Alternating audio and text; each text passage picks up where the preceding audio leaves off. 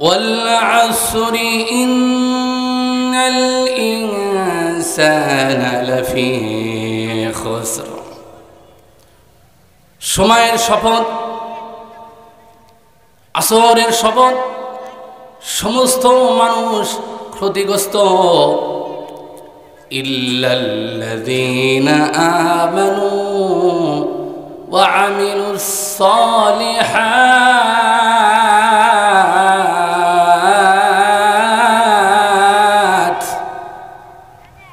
কিন্তু তারা নয় যারা ঈমান এনেছে সৎকর্ম করেছে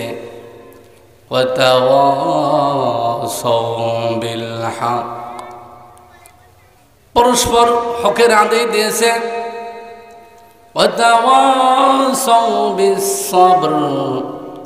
এবং পরস্পর সবরের আদেশ দিয়েছেন।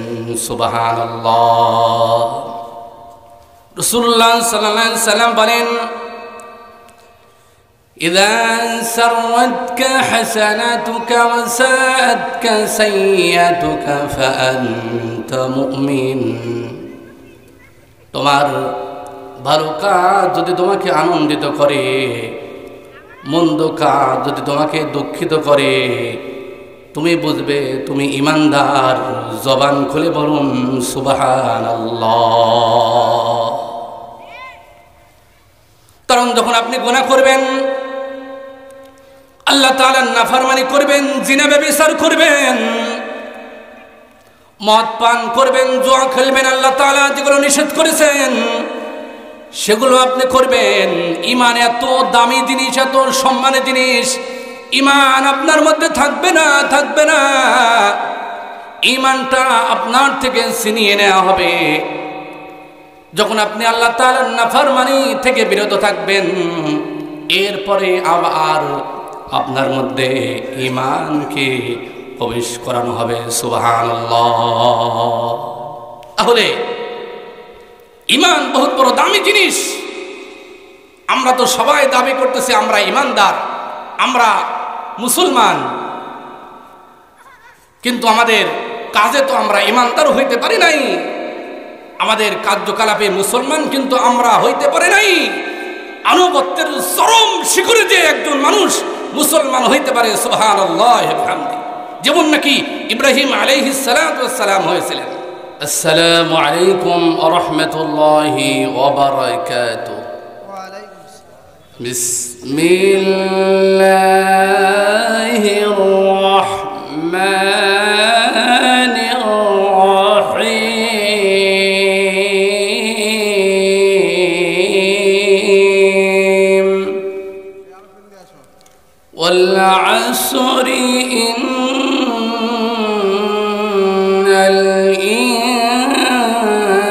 ইনসানা লাফি খুসর ইল্লাল্লাযীনা আমানু ওয়া আমিলুস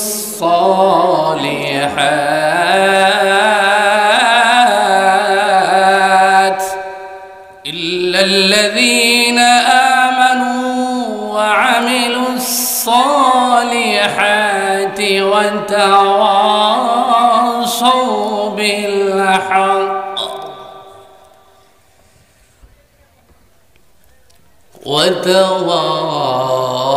وتواصوا بالصبر. وقال النبي صلى الله عليه وسلم إذا سرتك حسنتك وساءتك سيئتك فأنت مؤمن أو كما قال النبي صلى الله عليه وسلم. সবাই মুহাব্বতের দরুদ শরীফ পাঠ করুন। আল্লাহুম্মা সাল্লি আলা মুহাম্মাদিন ওয়া আলা আলি মুহাম্মাদ কামা সাল্লাইতা আলা ইব্রাহিম وعلى آل إبراهيم إنك حميد مجيد اللهم بارك على محمد وعلى آل محمد كما باركت على إبراهيم وعلى آل إبراهيم إنك حميد مجيد الحمد لله মালদিয়া মোল্লাপাড়া কেন্দ্রীয় গুরুস্থানের আড়ালে আমার মা ও বোনেরা সকলকে আমার হৃদয়ের গভীর থেকে সালাম। আসসালামু আলাইকুম ওয়া রাহমাতুল্লাহি ওয়া বারাকাতুহু। মাহফিলে সাধারণত লোক কম হয় আর দোকানে লোক কিন্তু বেশি হয়। এটা কবরস্থানের মাহফিল।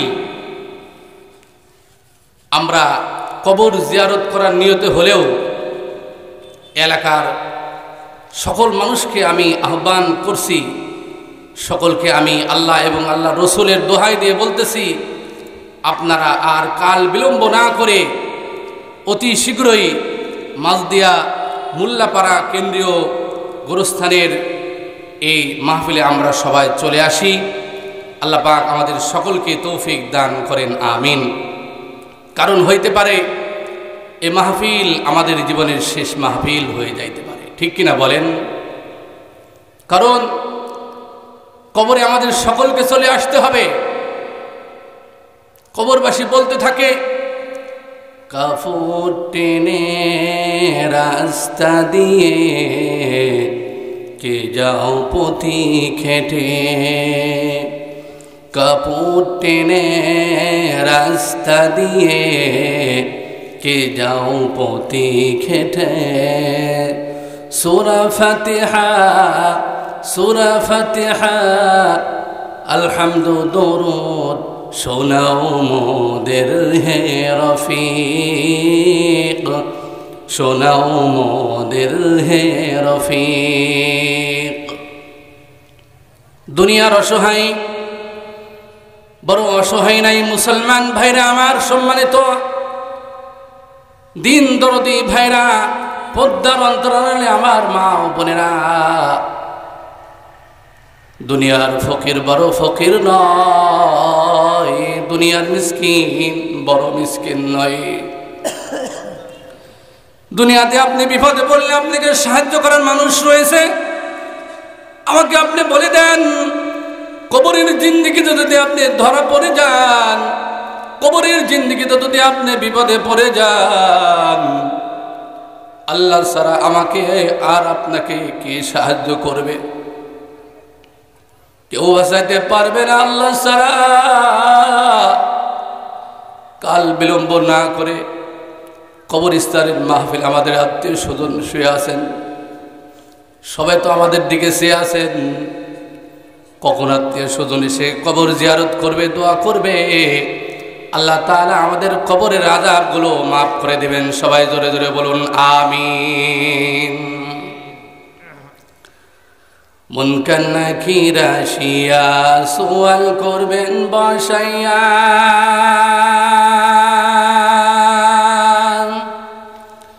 মুনকার নাকির আসিয়া সুয়াল করবেন বসাইয়া, দিও গো নবীজি পর্দা উঠাইয়া, করিব সম্মান কদম ধরিয়া, করিব সম্মান কদম ধরিয়া, ইয়া রাসূলুল্লাহ ইয়া হাবিবাল্লাহ, ইয়া রাসূলুল্লাহ ইয়া হাবিবাল্লাহ। আল্লাহ তাআলার কালামে হাকিম থেকে ছোট্ট একটা সূরা তেলাওয়াত করেছি আপনাদের খিদমতে, সূরাতুল আসর। রাসূলুল্লাহ সাল্লাল্লাহু আলাইহি সাল্লামের অসংখ্য আহাদিসে মুবারাকাত থেকে একখানা হাদিস পাঠ করেছি।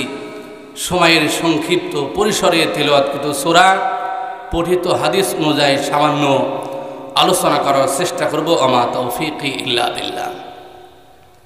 আল্লাহ রাব্বুল আলামিন বলতেছেন, ওয়াল আসরি ইন্নাল ইনসানা লাফি খুসর। সময়ের শপথ, আসরের শপথ, সমস্ত মানুষ ক্ষতিগ্রস্ত, ইল্লাল্লাযীনা আমানু ওয়া আমিলুস সালিহাত,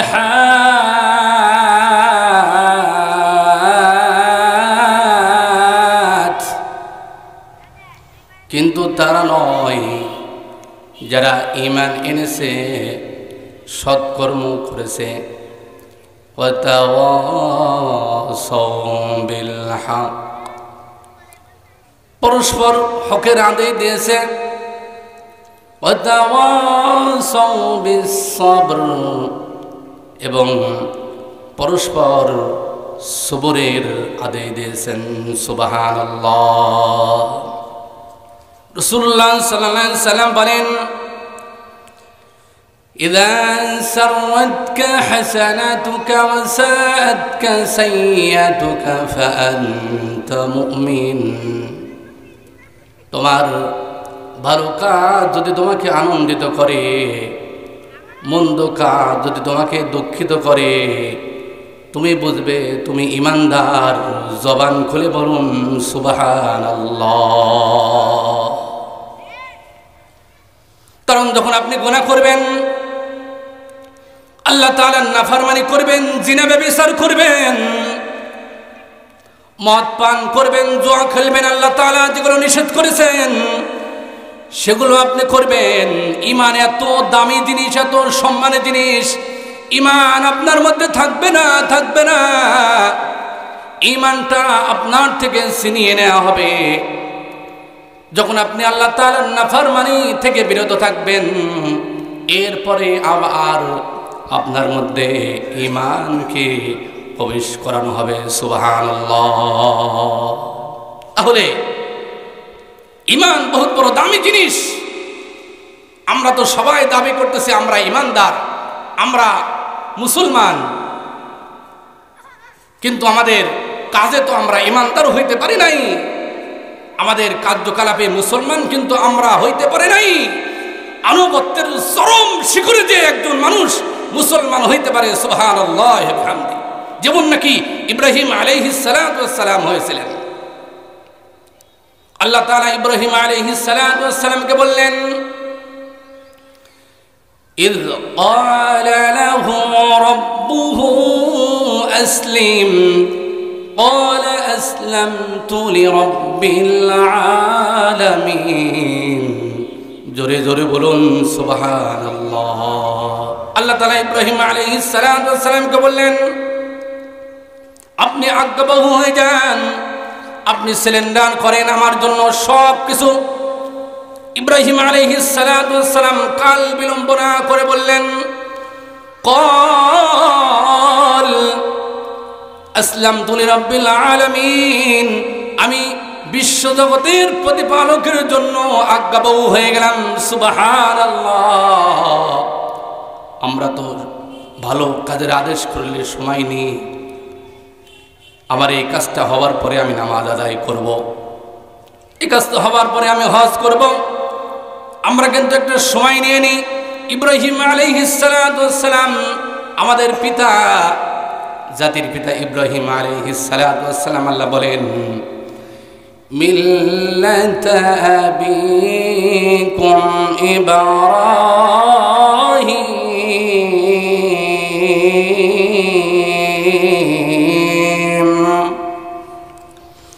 হুয়া সাম্মাকুমুল মুসলিমিন।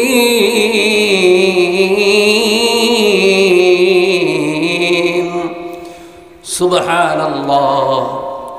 ইব্রাহিম আলাইহিস সালাম একটা শিডিউল করে নিলেন যে আমার পরিবার পরিজন যারা আছে সকলকে বলে দিলেন, রাত দিন 24 ঘন্টার মধ্যে 1 সেকেন্ড আল্লাহ তাআলার স্মরণ ছাড়া যেন তোমরা কেউ না হয়ে যাও। তালিকা করে নিলেন, পারাক্রমে ইব্রাহিম আলাইহিস সালাতু ওয়াস সালামের পরিবারের মধ্যে আল্লাহ তাআলার ইবাদত বন্দেগী করা শুরু হয়ে গেল। আল্লাহ তাআলা রাজি হয়েছেন, খুশি হয়েছেন। ইব্রাহিম আলাইহিস সালাতু ওয়াস সালামকে অনেক পরীক্ষা আল্লাহ তাআলা নিয়েছেন। সব পরীক্ষা ইব্রাহিম আলাইহিস সালাতু ওয়াস সালাম উত্তীর্ণ হয়ে গিয়েছেন। এবার আল্লাহ তাআলার কাছে এবার চাওয়ার পালা। ইব্রাহিম আলাইহিস সালাতু ওয়াস সালাম দোয়া করবেন, আল্লাহ তাআলা দান করবেন। এত পরীক্ষা নিলাম, সব পরীক্ষায় খলিলুল্লাহ আপনি উত্তীর্ণ হয়ে গেলেন, এবার আপনি চান। ইব্রাহিম আলাইহিস সালাতু ওয়াস সালাম বললেন, আল্লাহ আপনি বড়, আপনি সবচাইতে মহান, আপনার কাছে আমি ছোটটা চাইব না, বড়টা চাইব। সেটা হলো আমার বংশে আপনি মুহাম্মদুর রাসূলুল্লাহ সাল্লাল্লাহু আলাইহি ওয়াসাল্লামের জন্ম দিয়ে দিবেন। জোরে জোরে বলুন সুবহানাল্লাহ। আল্লাহ তাআলা দোয়া কবুল করে নিলেন। ইসমাঈল আলাইহিস সালাতু ওয়াস সালামের বংশে মুহাম্মদুর রাসূলুল্লাহ সাল্লাল্লাহু আলাইহি ওয়াসাল্লামকে পাঠিয়ে দিলেন। জোরে জোরে বলুন সুবহানাল্লাহ। ইমানদার দাবি করলে হওয়া যায় না। আপনি যখন খারাপ কাজ করতে যে আপনার খারাপ লাগবে, খারাপ কাজ করতে কিন্তু আমাদের ভালো লাগে, ঠিক কিনা বলেন? তার মানে আপনি পরিপূর্ণ ইমানদার হইতে পারেন নাই। খারাপ কাজ যখন করবেন আপনার খারাপ লাগবে, ভালো কাজ করলে আনন্দিত হইতে হবে। মাহফিলে এসেছেন, আনন্দ লাগবে। কোরআন হাদিসের কথাবার্তা শুনতেছেন, ইমান চার্জ হয়ে যাচ্ছে, যে ইমানের মধ্যে কমতি এসে যায়। মাহফিল শুনবেন, কোরআনের আয়াত শুনবেন, কোরআন হাদিসের কথাবার্তা শুনবেন, আপনার ইমানের চার্জ হয়ে যাবে, ইমান বৃদ্ধি পেয়ে যাবে। জোরে জোরে বলুন সুবহানাল্লাহ। আল্লাহ রাব্বুল আলামিনের জন্য বলেন, ওয়াল আসরি ইন্নাল ইনসানা লাফি খুসর। কালের শপথ, সময়ের শপথকে আল্লাহ রাব্বুল আলামিন বলতেছেন। আল্লাহ পাকের শপথের প্রয়োজন হয় না। আল্লাহ পাক এমন এক সত্তা, শপথ ছাড়া কথা বললেও বিশ্বাস করতে হবে, ঠিক কিনা বলেন মুসলমান? আল্লাহ তাআলা যে সময়ের কসম খাইতেছেন, এই কতটুকু সময় হযরতে আদম আলাইহিস সালাতু ওয়াস সালাম থেকে শুরু করে জনাবে মুহাম্মদুর রাসূলুল্লাহ সাল্লাল্লাহু আলাইহি সাল্লামের উম্মত, অর্থাৎ কিয়ামত পর্যন্ত যত সময় আছে, এই সময়ের কসমকে আল্লাহ রাব্বুল আলামিন বলতেছেন। অর্থাৎ হযরত আদম আলাইহিস সালাতু ওয়াস সালামের জামানার মানুষ, আদম আলাইহিস সালাতু ওয়াস সালামের জামানার মানুষের মধ্যে 4টা গুণ না থাকলে আদম আলাইহিস সালাতু ওয়াস সালামের জামানার মানুষ ক্ষতিগ্রস্ত। হযরত নূহ আলাইহিস সালাতু ওয়াস সালামের জামানার মানুষের মধ্যে এই 4টা গুণ যদি না থাকে, নূহ আলাইহিস সালাতু ওয়াস সালামের মানুষ ক্ষতিগ্রস্ত। তাই কিন্তু হয়েছেন নূহ আলাইহিস সালাতু ওয়াস সালামের জামানায় মহাপ্লাবন হয়েছে, ইমানদার ছাড়া কেউ বাঁচতে পারে নাই। এই সূরাটা এটাই প্রমাণ করে দেয়। হযরত ঈসা আলাইহিস সালাতু ওয়াস সালামের জামানায় যত মানুষ ছিল, 4টা গুণ ব্যতীত সব মানুষ ক্ষতিগ্রস্ত হয়েছে। কিয়ামত পর্যন্ত যত মানুষ আসবে, প্রত্যেকটা মানুষের মধ্যে এই 4টা গুণ যাদের মধ্যে থাকবে, তারা সফল কাম। জোরে জোরে বলুন সুবহানাল্লাহ। আর 4টা গুণ যদি কোনো মানুষের মধ্যে না থাকে, আমার মধ্যে, আপনার মধ্যে, তাম পৃথিবীর মানুষের মধ্যে না থাকে, তাম পৃথিবীর মানুষ কিন্তু ক্ষতিগ্রস্ত হয়ে যাবে। জোরে জোরে বলুন নাউযুবিল্লাহ। 1 নম্বর গুণ হলো ইল্লাল্লাযীনা আমানু, যারা ইমানদার ছিলেন। আবু বকর রাদিয়াল্লাহু তাআলা আনহু, আল্লাহ তাআলা যার উপরে রাজি খুশি হয়েছেন, ঈমান আনার পরে প্রকাশ্যে ইসলামের দাওয়াত দিয়েছেন। রাসূলুল্লাহ সাল্লাল্লাহু আলাইহি সাল্লামকে বলেছেন, আর গোপনীয়ভাবে ইসলামের দাওয়াত হবে না, আমরা কাউকে ভয় করব না একমাত্র আল্লাহ তাআলাকে ছাড়া। ইসলামের দাওয়াত এখন থেকে প্রকাশ্যে হবে। আবু বকর রাদিয়াল্লাহু তাআলা আনহু যখন কাবার চত্বরে কথা বললেন, ওই সময় কাফেররা কিন্তু বড় শক্তিশালী। কাফেররা তো ইসলামের দুশমন ছিলেন আগের থেকে। আবু বকর খুতবা দেওয়ার পরে যখন ইসলামের দাওয়াতগুলো প্রকাশ্যে শুরু হয়ে গেল, আবু বকরকে নির্মমভাবে অত্যাচার করা হলো। গোটা শরীর রক্তে রঞ্জিত করে দেওয়া হলো। আবু বকর রাদিয়াল্লাহু তাআলা আনহু ক্ষান্ত হলেন না। জান্নাতের 8টা দরজায় আবু বকর রাদিয়াল্লাহু তাআলা আনহুকে ওয়েলকাম জানাবেন। জোরে জোরে বলুন সুবহানাল্লাহ। এমনি হয় নাই। আবু বকরের শানে আল্লাহ তাআলা এই সূরাটাকে নাজিল করেছেন। লোকেরা বলা বলি শুরু করে দিল, আবু বকর কোন ধান্দায় তুমি পড়ে গেলা? তোমার ব্যবসা বাণিজ্য সব শেষ হয়ে গেল, তুমি তো ক্ষতিগ্রস্ত হয়ে গেলে। আবু বকর রাদিয়াল্লাহু তাআলা আনহু রাসূলুল্লাহ সাল্লাল্লাহু আলাইহি সাল্লামকে বললেন, ইয়া রাসূলুল্লাহ, ইয়া হাবিবাল্লাহ, লোকেরা তো বলা বলি শুরু করেছে আমি নাকি ক্ষতিগ্রস্ত হয়ে গেলাম। সেই পরিপ্রেক্ষিতে আল্লাহ তাআলা আয়াত নাজিল করে জানিয়ে দিলেন, আবু বকর তুমি ক্ষতিগ্রস্ত হও নাই। তুমি এমন একজন মানুষ, জান্নাতের 8টা দরজা তোমার জন্য ওয়েলকাম জানাবে। আমার মধ্যে চলে আসেন, আমার মধ্যে দিয়ে প্রবেশ করেন। সুবহানাল্লাহ। ইমানদার ছিলেন হযরত ওমর ফারুক রাদিয়াল্লাহু তাআলা আনহু। মরণের সময় রাসূলুল্লাহ সাল্লাল্লাহু আলাইহি সাল্লাম যে মুনাফিকের লিস্ট দিয়েছিলেন, সাহাবীর কাছে সাহাবীকে বলতেছেন, সাহাবী মুনাফিকের লিস্টিতে আমার নাম আছে নাকি দেখো। ওমর রাদিয়াল্লাহু তাআলা আনহু বলতেছেন, রাসূলুল্লাহ সাল্লাল্লাহু আলাইহি সাল্লাম যে মুনাফিকের একটা লিস্ট দিয়েছেন। একজন সাহাবীর কাছে সাহাবীকে ডেকে বলেন, সাহাবী তুমি দেখো মুনাফিকের লিস্টিতে আমি ওমরের নাম আছে কিনা। যার ব্যাপারে রাসূলুল্লাহ সাল্লাল্লাহু আলাইহি সাল্লাম বলেছেন, লাউ কানা বা'দি নাবিয়ান লাকানা উমর। আল্লাহ তাআলা আমার পরে যদি কোনো মানুষকে নবী বানাইতেন, হযরত ওমর ফারুককে বানাইতেন। জোরে বলুন সুবহানাল্লাহ। ওমর বলেন, মরণের সময় কিভাবে ইন্তেকাল করলেন? নামাজ আদায় করতেছেন। এখনকার মসজিদ তো অনেক উন্নত, টাইলস কত সুন্দর করা যায়। আমার এলাকার মসজিদ অপর এলাকার থেকে আরো ভালো হইতে হবে। ওমরের জামানায় মুসলমান অত সুন্দর মসজিদ ছিল না।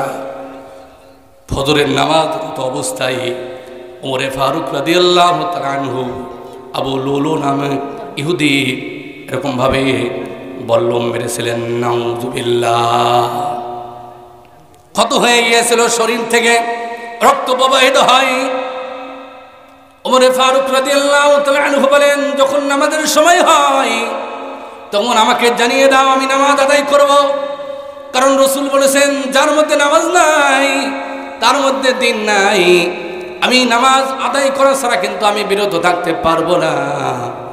ওমরে ফারুক হলেন ইমানদার। উসমান গনি রাদিয়াল্লাহু তাআলা আনহু ছিলেন ইমানদার।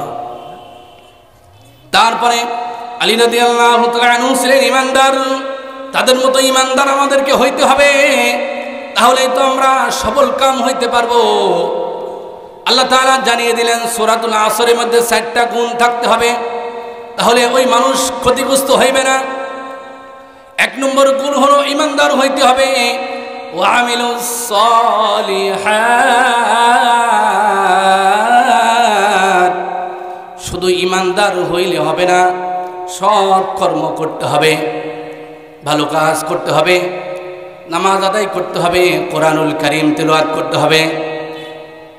এই যে মাঝদিয়া মোল্লাপাড়া কেন্দ্রীয় গোরস্থানের উন্নতি কল্পে মাহফিলে আসতে হবে, ভালো কথা বলতে হবে, খারাপ কথা বলা যাবে না।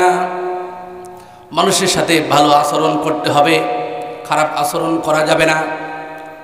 শুধু ইমানদার হইলে হবে না, 2 নম্বর গুণ হলো আপনাকে আমলে সলিহা করতে হবে।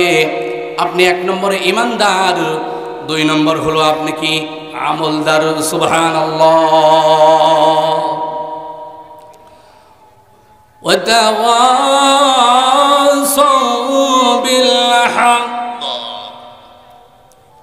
সৎ কাজের আদেশ, একে অপরকে সৎ কাজের আদেশ দিতে হবে। সৎ কাজের আদেশ কিন্তু আমরা সাধারণত দিয়ে থাকি, অসৎ কাজ থেকে আমরা বাধা প্রদান করি না। অনেক সময় এমন পরিস্থিতি হয়ে যায়, অসৎ কাজ থেকে বাধা প্রদান করলেই আপনাকে জেলখানায় নিয়ে যাবে, ঠিক কিনা বলেন? আপনাকে রিমান্ডে দিয়ে দিবে, আপনার ফাঁসির অর্ডারও হইতে পারে। রাসূলুল্লাহ সাল্লাল্লাহু আলাইহি সাল্লামও জেলখানাতে ছিলেন। ইমাম আবু হানিফা রাহমাতুল্লাহি আলাইহি দায়িত্ব না নেওয়ার কারণে দীর্ঘ 2 বছর যাবৎ জেলখানাতে ছিলেন। সুবহানাল্লাহ ওয়া বিহামদিহি। 3 নম্বর আমল হলো, আল্লাহ তাআলা বলেন ওয়াতাওয়াসাউ বিল হক, পরস্পর সৎ কাজের আদেশ করতে হবে। 4 নম্বর হলো ওয়াতাওয়াসাউ বিস সবর, পরস্পর অসৎ কাজ থেকে বাধা প্রদান করতে হবে। আপনি ইমানদার, আপনি আমলদার, আপনি একে অপরকে ভালো কাজের আদেশ দেন। এবার 4 নম্বর গুণ হলো, আপনি যদি ইমানদার হন, আপনি আমলদার হন, আর আপনি যদি সৎ কাজের আদেশ করেন, 4 নম্বর হলো বাধা আর বাধা। ভালো কাজ আপনি করতে গেলে বাধা চলে আসে। ভালো কাজ করতে হলে আপনাকে জেলখানাতে যাওয়া লাগতে পারে। ভালো কাজ করার কারণে আপনাকে মার খাওয়া লাগতে পারে। যেমনটি নবী রাসূলের জামানায় সাহাবা-রা খেয়েছেন। সাহাবা-রা রাদিয়াল্লাহু তাআলা আনহুম, তাদের চেহারা রক্তে রঞ্জিত হয়ে গেছেন একমাত্র দ্বীনের জন্য। স্বয়ং রাসূলুল্লাহ সাল্লাল্লাহু আলাইহি সাল্লাম, যার গায়ে মশা মাছি পর্যন্ত বসা কিন্তু হারাম, মক্কাতে দাওয়াত দিলেন। রাসূলুল্লাহ সাল্লাল্লাহু আলাইহি সাল্লাম মানুষরা দাওয়াত গ্রহণ করেন নাই। রাসূলুল্লাহ সাল্লাল্লাহু আলাইহি সাল্লাম তায়েফে চলে গেলেন ইসলামের দাওয়াতের জন্য। তায়েফবাসীকে বলে দিলেন, কুলু লা ইলাহা ইল্লাল্লাহ তুফলিহুন, তোমরা বলো লা ইলাহা ইল্লাল্লাহ, তোমরা সফল কাম হয়ে যাবে। তায়েফের মানুষরা দাওয়াত তো গ্রহণ করলই না, দুষ্টু ছেলেদেরকে রাসূলুল্লাহ সাল্লাল্লাহু আলাইহি সাল্লামের পিছনে লেলিয়ে দিলেন। পাগল মনে করে দুষ্টু ছেলেরা রাসূলুল্লাহ সাল্লাল্লাহু আলাইহি সাল্লামের গোটা চেহারা রক্তে রঞ্জিত করে দিল। রাসূলুল্লাহ সাল্লাল্লাহু আলাইহি সাল্লাম এত বড় দামি মানুষ, রাসূলুল্লাহ সাল্লাল্লাহু আলাইহি সাল্লামের রক্ত জমিনে পড়বেন, কোনো বলা ছাড়াই জমিন থেকে ভূমিকম্প শুরু হয়ে যাবে। সুবহানাল্লাহ। আল্লাহ তাআলা জিবরিল আলাইহিস সালাতু ওয়াস সালামকে পাঠিয়ে দিলেন।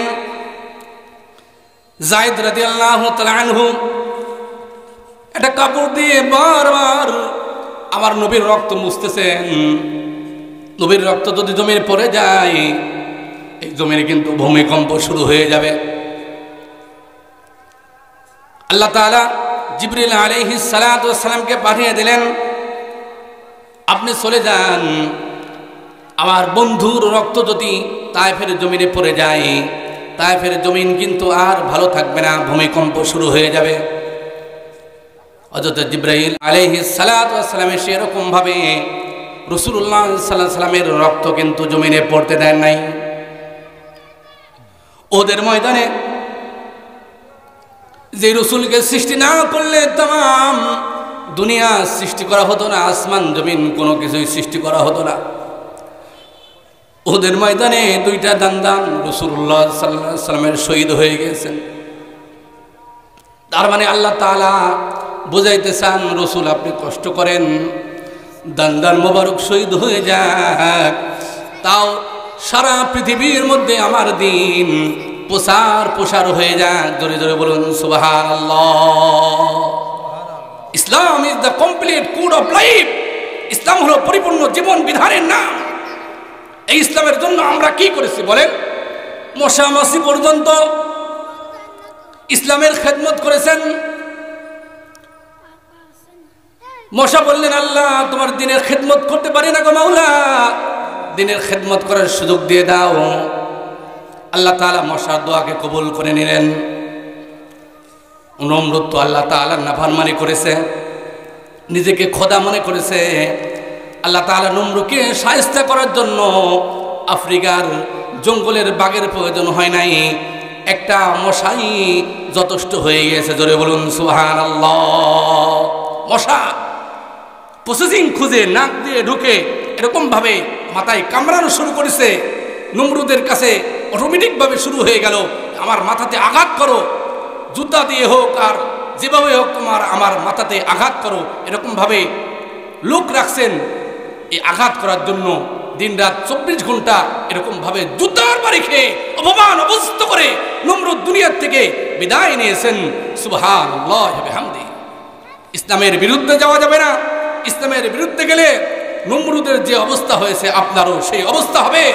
ফেরাউনের যে অবস্থা হয়েছিল আপনারও কিন্তু সেই অবস্থা হয়ে যাবে।